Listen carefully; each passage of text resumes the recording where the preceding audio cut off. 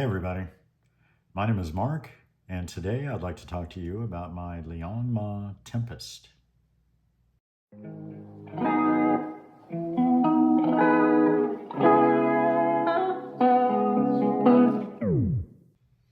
All right, so the Liong Mah Tempest.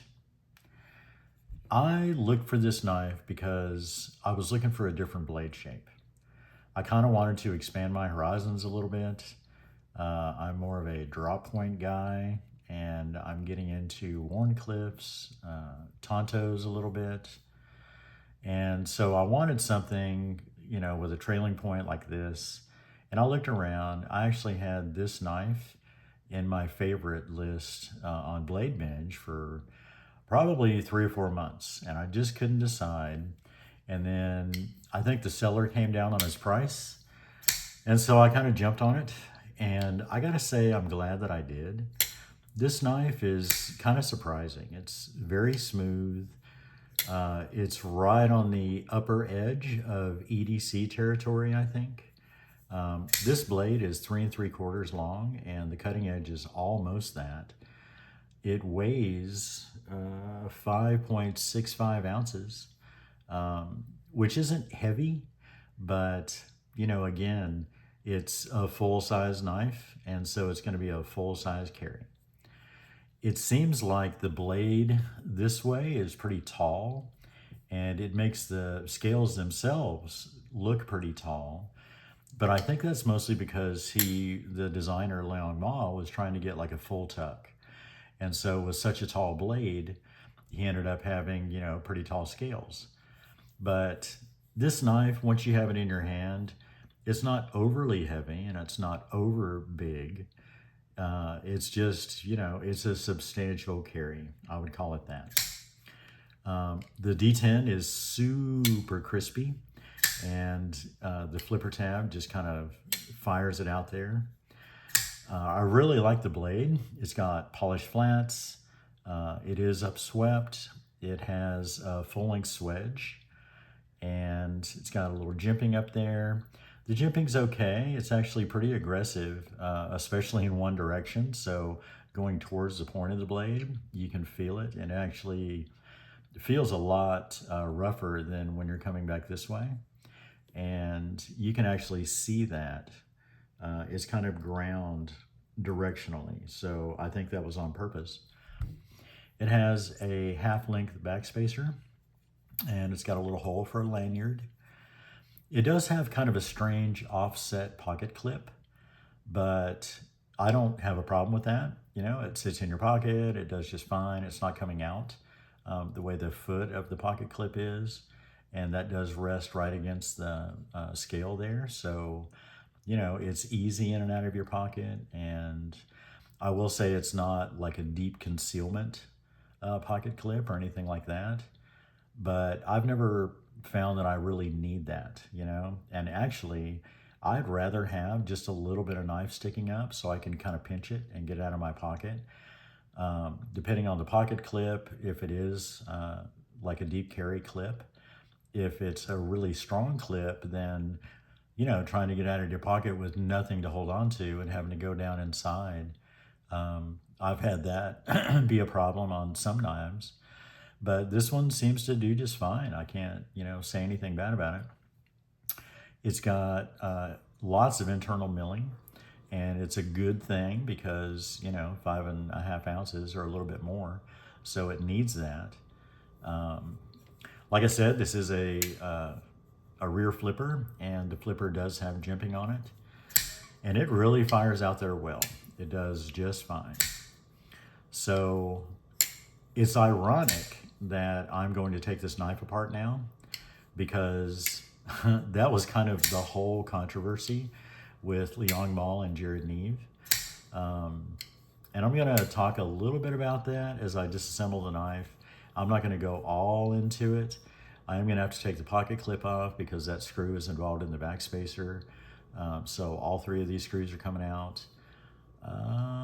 If it's a captured pivot, then it's probably captured on the show side. And so, yeah, we're going to take this down a little bit. But the whole thing with Liong Mah and Jared Neve, I I don't really pay attention to most of that stuff, right?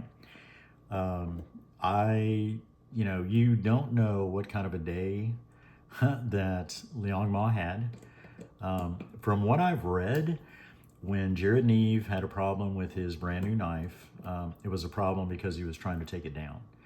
And apparently there was Loctite. And so he had to put a soldering iron on a screw, for like a week and a half or something. It wasn't pretty. So when he first contacted Liang Ma, from what I've read, and this is not a captured pivot. So any sympathy that I had for Liang, no, I'm just kidding. There's a lot of knives that don't have a captive pivot. I kind of wish they all did, but it's not the end of the world. So I think from what I've read, and I could be totally wrong about all this, I do not keep up on current events like that. And I don't seek out, I don't like confrontation anyway, and I don't find entertainment value in other people's confrontation. I think Schadenfreude is, a real thing and it's not healthy. And so I try and stay away from as much of that as possible. But from what I understand, in the beginning, when Jared first contacted him, I think Liang Ma was trying to help him out, and be kind of genuine, offer some customer service. That's about as far as I know, really. I think there was some things said after. I don't know exactly what was said. I didn't read that far, and I didn't care to. But it was kind of unfriendly on maybe everybody's part. So that's unfortunate. But like I said, I am a knife guy, and Liang Ma is a knife designer, and he is human. So I don't know if it was strictly constructive criticism that Jared was trying to offer him, or if he was just complaining about an issue that, would be kind of natural, if they're using Loctite and it's strong Loctite. I mean, Spydercos do that all the time. And I've tried to take Spyderco knives apart. And it can be tough sometimes. And there have been times when it looked like, it just wasn't going to work. And I didn't want to strip a screw. And so I've just stopped there and decided that, it was better that I didn't take that knife down,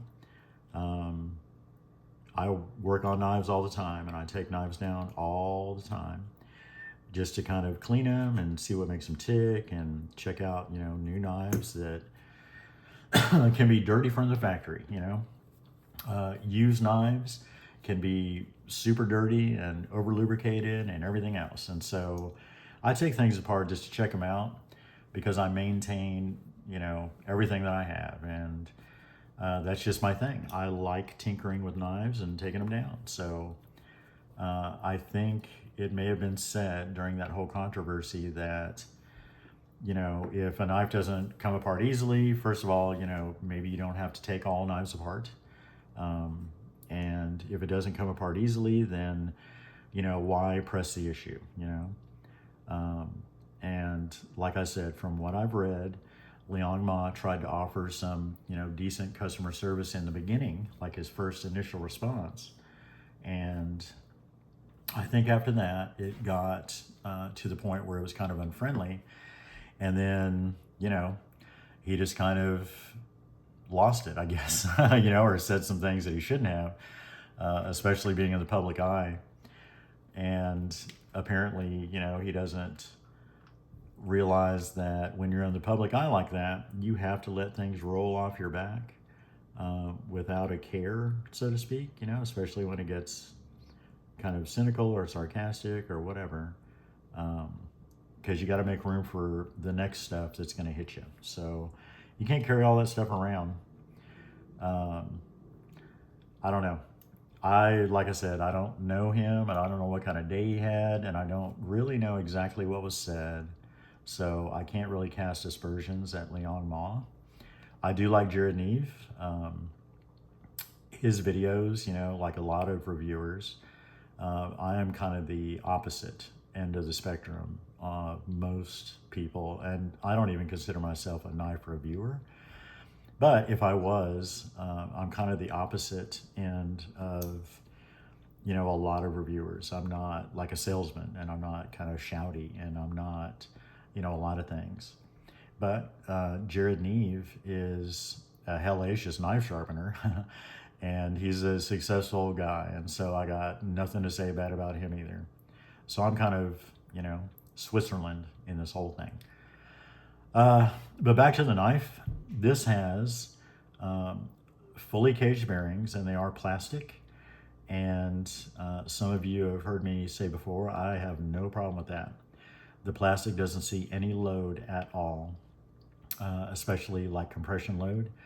It doesn't even, like, nothing touches the plastic.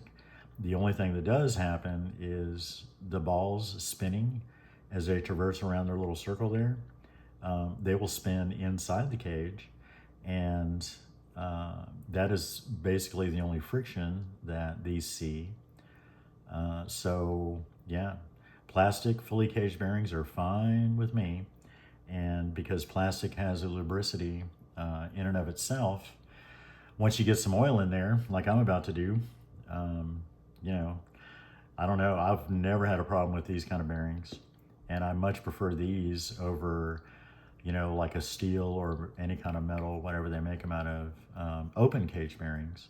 I would have these any day over those, because I think these do just fine. And as long as they hold the balls where they're supposed to be, it doesn't really matter what material it's made out of. So I'm going to put that bearing back in there.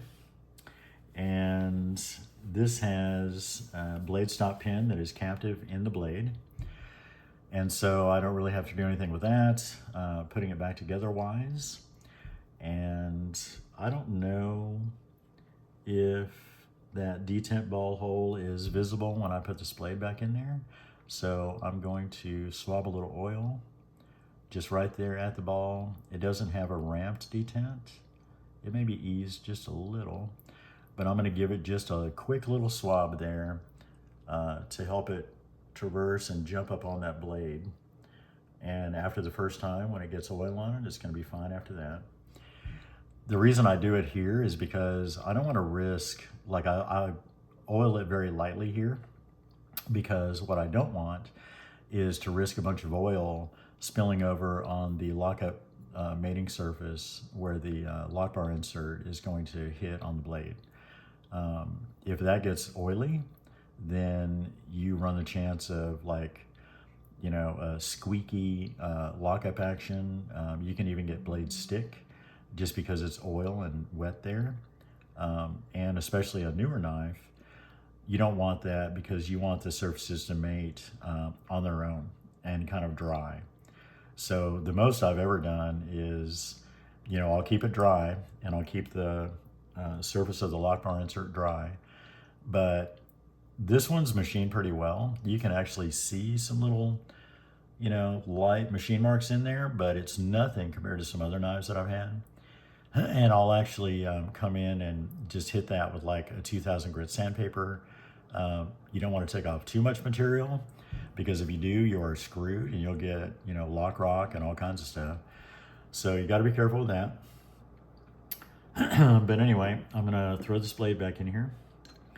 And I've already oiled the pivot a little bit, and it's very lightly oiled. So I'm going to hit this other bearing just real quick. And kind of get those balls spinning a little bit. And then set that. The other washer is retained in its scale here. And so I can leave that, because it's going to go back together just fine. And then the backspacer I'm not taking apart. This has like standoffs that run through the backspacer, and those are threaded. I doubt they're captive, but we don't really need them to be. So, because, so I will say, no, it doesn't look like it's fully visible. So sometimes I just opened a knife the other day. I think it was my Medford, and it had a track in here that the blade stop pin would traverse across, but it was cut short. And so whenever the blade would traverse, like if you deploy the blade and even thumb it out kind of slowly, the blade stop pin would become visible for a second and you could see it, and then it would tuck back away.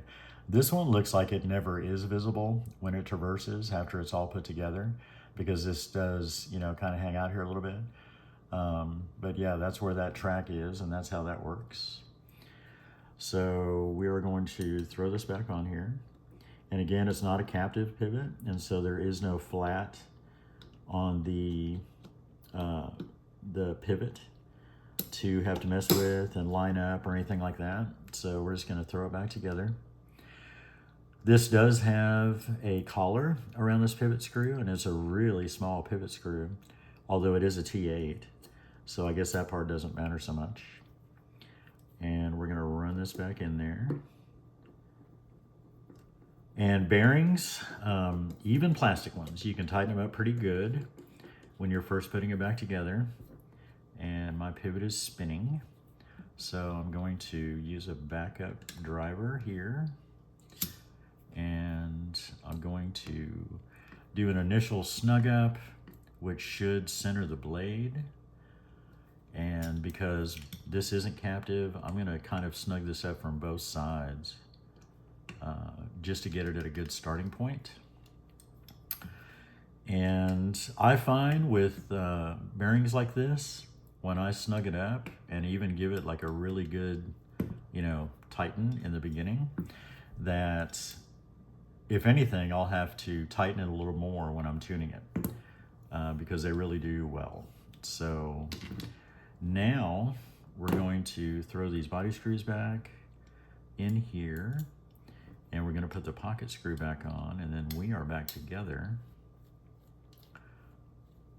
And those are not captive standoffs. And I can feel the other screw, but it did tighten up pretty well, so that's fine. And again, this is an offset pocket clip.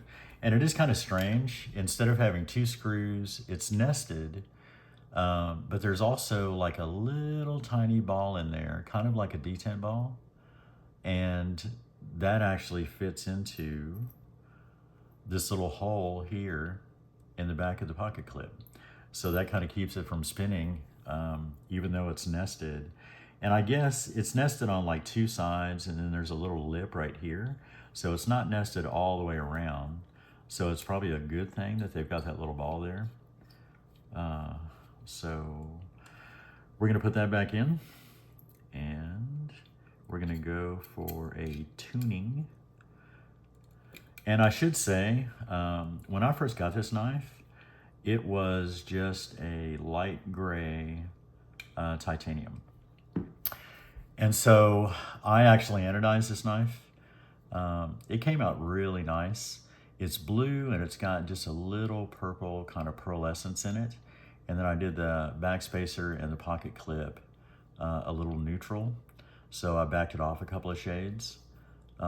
Or the way I do it, it's, a couple of volts. So yeah, I anodized this one, so you're not gonna find this out in the wild.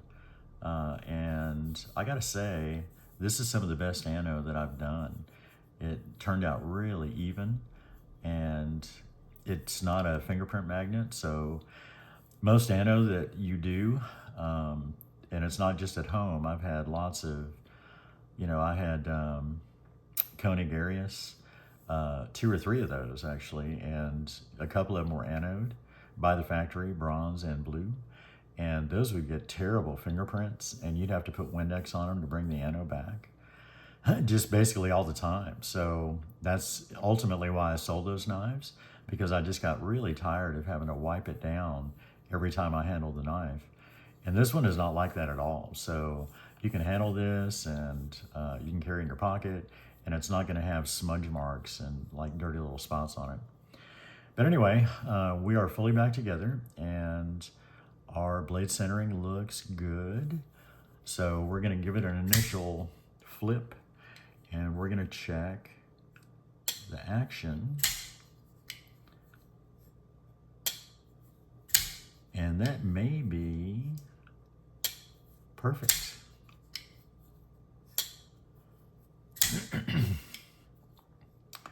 Yeah, I'm not going to tune that any further at all. So that, folks, is the Liong Mah Tempest. And I appreciate you watching.